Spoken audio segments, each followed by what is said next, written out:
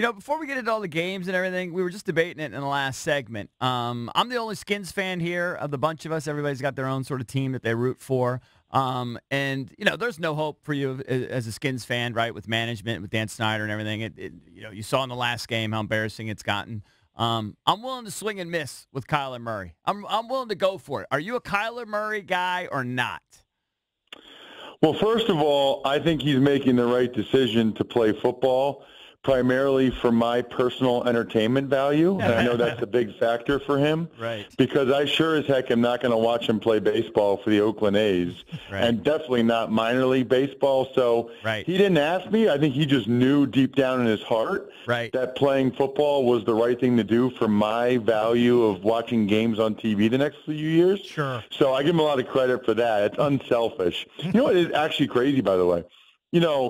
Lamar Jackson got a $9 million contract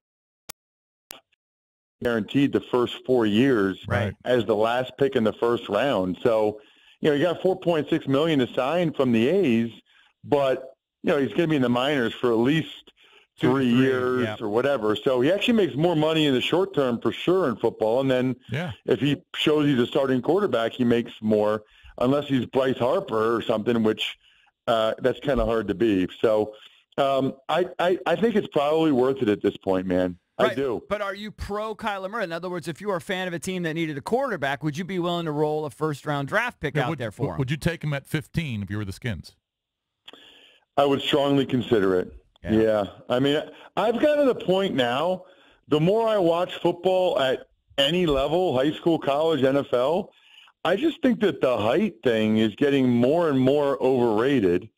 And I'm with you. Guys that have what he possesses, I just think it's rare and unique.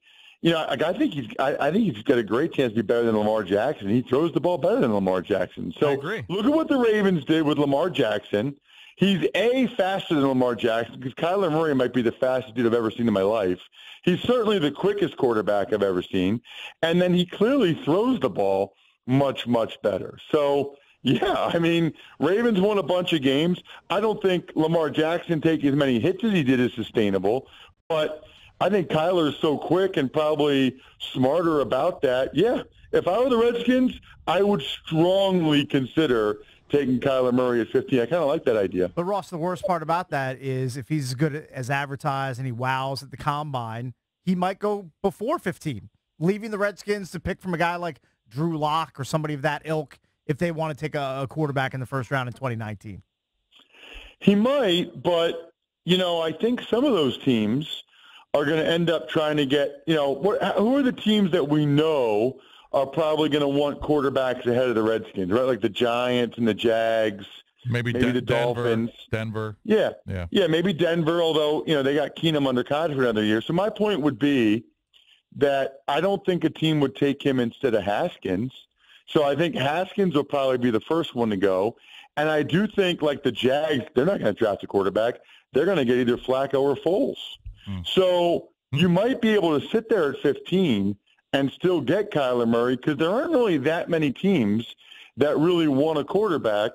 And I think at least one or two of them will probably get Foles or Flacco.